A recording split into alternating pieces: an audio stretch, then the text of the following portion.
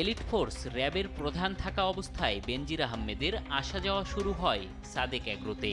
কৌশলে সম্পর্ক বাড়াতে বেনজিরকে গোপালগঞ্জে সাভানা ডেইরি ফার্ম করে দেয় ইমরান।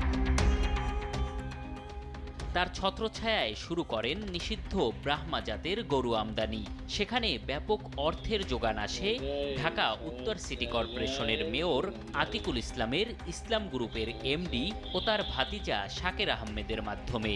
আমেরিকা থেকে ব্রাহ্মা জাতের নিষিদ্ধ গরু আমদানির সময় ইমরানের সাথে দেখা যায় তাকেও। অ্যাগ্রো আর রেস্টুরেন্টের অনেক কার্যক্রমেই মেয়র আতিক ও তার ভাতিজা ছিলেন ইমরানের সাথে।